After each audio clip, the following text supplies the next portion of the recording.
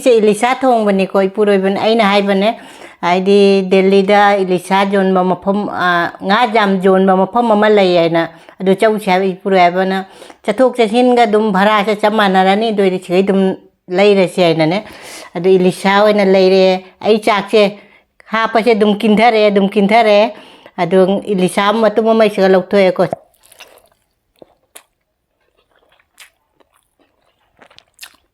जोंचा मान बिचागा जोंचा मान बि थोक थोक लौ ने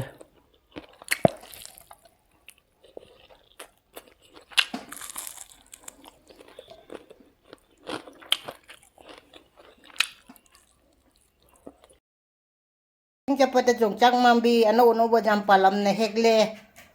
असी मुबांग दा चाथरा दनी जोंचाक चा फंगदबै ची चारिनी को ngasi di Elisha oina leire market amane nga jonba ngata aidi nga ta jonba market to koi sigai di jam thapya ba adi puru na haibane aidi chatok chin bhara ga dum chap manarani do di sigai dum leira chara si aidane aina ada ohong bodo mi hongi aina video hapok bodo adu haiba du gai puroi ba sigai dum leira ge aina ma leire Elisha ko ire cha da bane चाउसंगी लोई खरगा इलिशा चाबा इदो पंद्रा खोइगी इलिशा अनिसिना ने KG मखाय हाय मार nga se makudi ma ade khol le abane aina si thampak sina semda do mi semage ase semam bane aba aina ne asigana khara semba sina siga laire ase ilisha se aina ne janganga thungba tole taurage nga se tawkot to hore nga ni sina chara ani thokane ba koi di nungdang cha tam ni ne ai di thonga le hawra su ne hayeng cha do mi na haw roi ba hinjang do loge thong na haw re nga che ko thok ko ja ni ko thoke ne marin khaba ai ne ngau khat pa tham mun na ngau ra khamin chi hap kai to ye na alu ko na to ngau khat pa haw re pan ne di pan ne jam haw ne Adung asi je poda ngama lak pane koi na poda ke wada chauki tau de poda ngama ne koi legging ani khak lak pane ya dress shoot hai ga legging hai ga ni khak lak pane du lu pi gi poda ipu roi bana su wada tau da ba ai na su tau da ba pod koi ke no 750 mai low go se ne de di tau ba loi de nga se hap cha la ga hinjang su sau ko le hinjang se sau ko le nga se hap cha la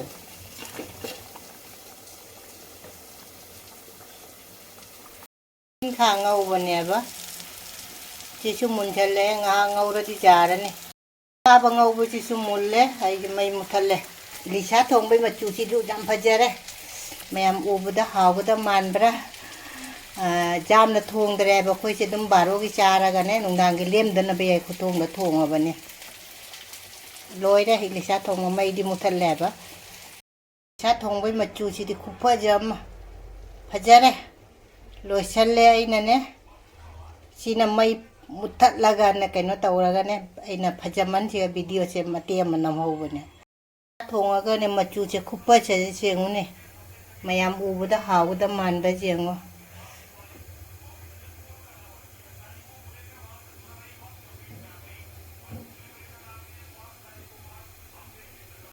ina nga borane hajinga muka nga borane di Elisha thongba ne Elisha ga alu go ina dum thonge pan laitre asigana nga boram jawre Elisha ina matumo masiga lauto sigana marinkhaba ne asina jongchang manbi aina ne kaino da walking chapate heglak pate jongchak cha phangdan jongchang manbi una chare mathen di sitane mayam puna mag rekha nai kongno na khoram jari ngasi sumubang oina dum pore ngasi gi se Elisha thongbani koi puroiban aina haibane aidi Delhi da Elisha jonba mafam jam jonba mafam ama lei aina adu chauche habi puroibana chathok chasin ga dum bhara se chamanarani doidi chigai dum leirase aina ne adu Elisha oina leire ai chakse hapase dum kinthare adu Elisha matuma mai se lauthoe ko se marinkhaba dugai nga bora dugai จงจักมันปีดูลายกิจานครามเอาละแกจากกินเธอดีไงแต่เนี่ยดูไม่ยามจ้าบ่เอาละสิอิลิชาทงบะมาจูก็ได้จำพะเจ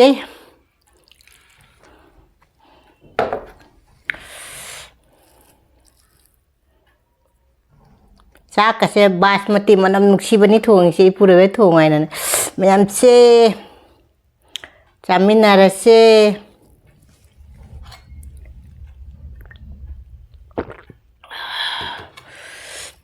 koko tumme chara haure autte hai ra ge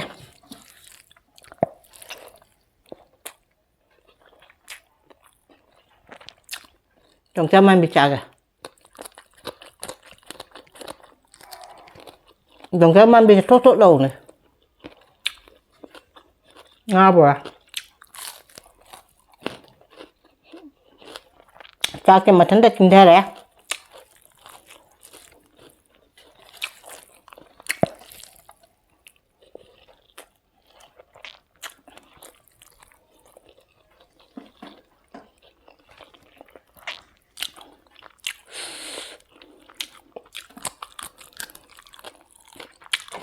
Elisha đi nè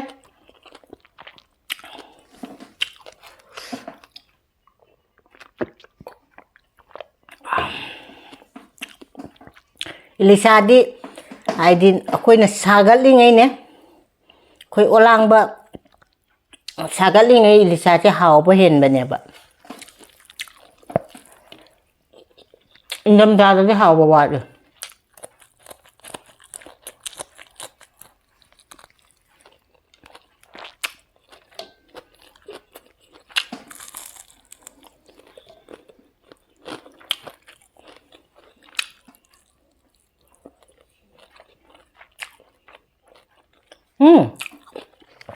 hảo đấy để sao mà cô này bữa chưa marinkhaba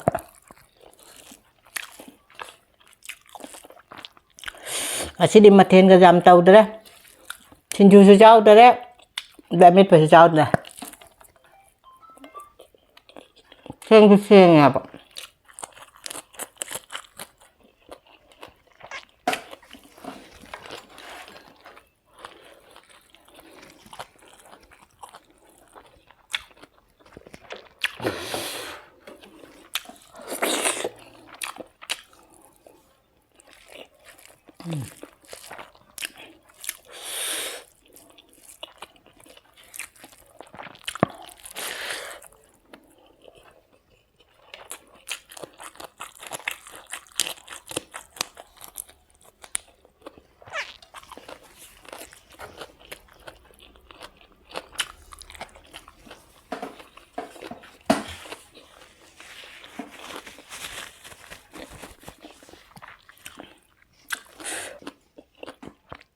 Sare ba nu mang tu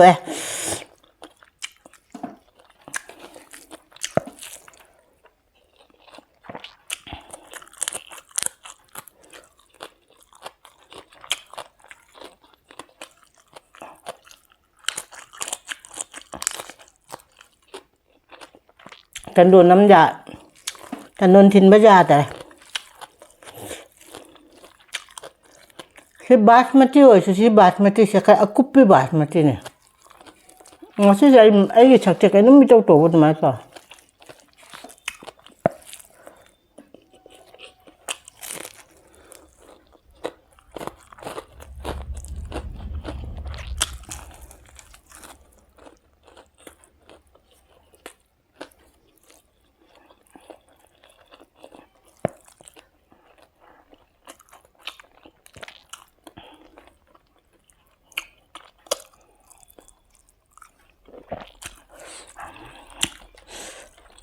masih cakung se minta ada ba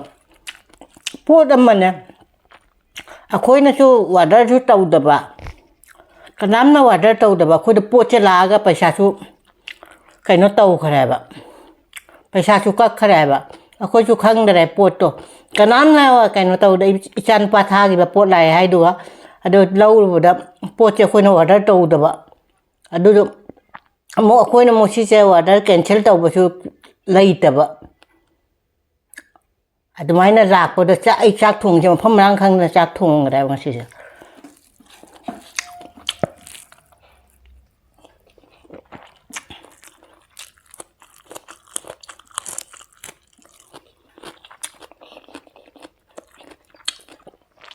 ꯅꯨꯄꯤꯒꯤ lagging ꯍꯥꯏꯒꯗ꯭ꯔꯥ ꯖꯦꯒꯤꯡ ꯍꯥꯏꯒꯗ꯭ꯔꯥ ꯑꯗꯨꯅꯦꯕ ꯁꯥꯏꯖꯇꯣ ꯑꯩꯒꯤ ꯁꯥꯏꯖꯇꯣ ꯑꯣꯏꯔꯗꯤ ꯑꯩꯁꯨ ꯁꯦꯠꯂꯒꯦ ꯇꯧꯕ ꯑꯗꯨ ꯄꯣꯠꯇꯨꯁꯨ ꯍꯧꯖꯤꯛ ꯐꯤꯗꯨꯁꯨꯅꯦ ꯍꯧꯖꯤꯛ ꯁꯦꯠꯄ ꯍꯥꯏꯗꯤ ꯌꯥꯝ ꯁꯥꯒꯠꯄ ꯐꯤꯅꯦꯕ ꯌꯥꯝ ꯑꯆꯤꯟꯕ ꯁꯥꯒꯠꯄ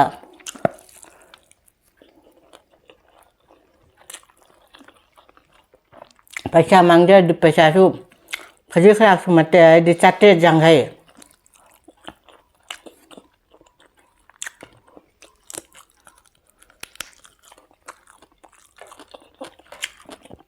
ꯑꯩꯗꯤ ꯈꯟꯕꯗ ꯃꯝꯃꯦ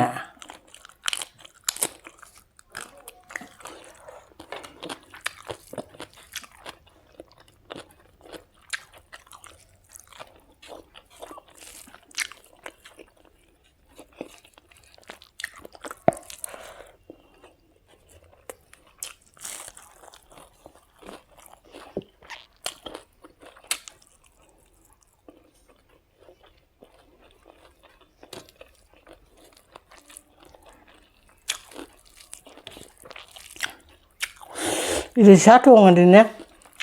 ꯍꯤꯟꯖꯥꯡ ꯌꯥꯝ ꯆꯪꯗꯦꯕ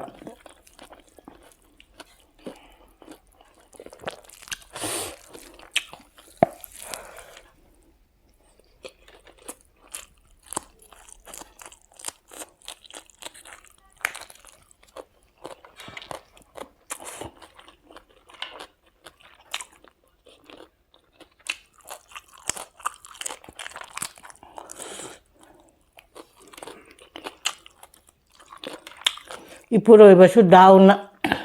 한다가래 아주 그심만 타고 다다베 배사도 쳤기로 아이가 이쁘로이버가 하나래매 아이디 눈딘 짝짤로 이거 모니카 짜우샤나 동작 로버 이쁘로이버세 kaino ha kaino taw khramina aisu haiba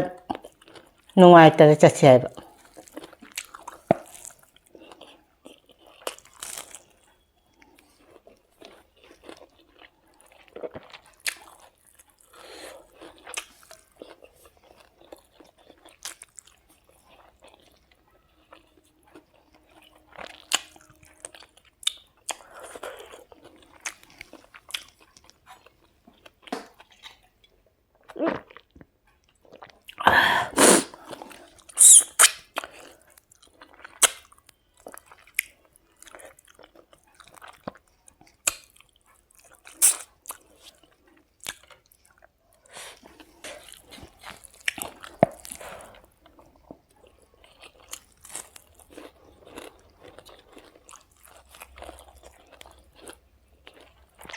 ngam cùng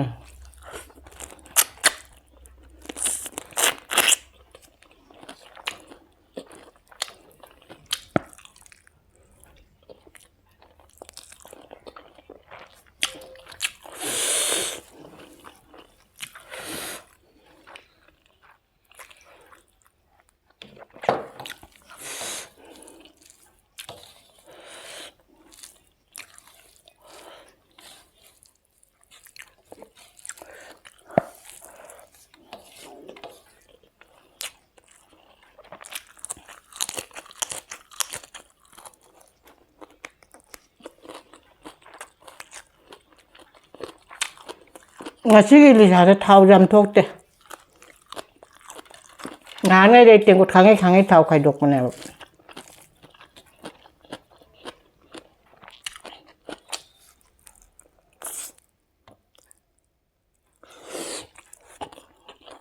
영상은 비시 잠 모이는매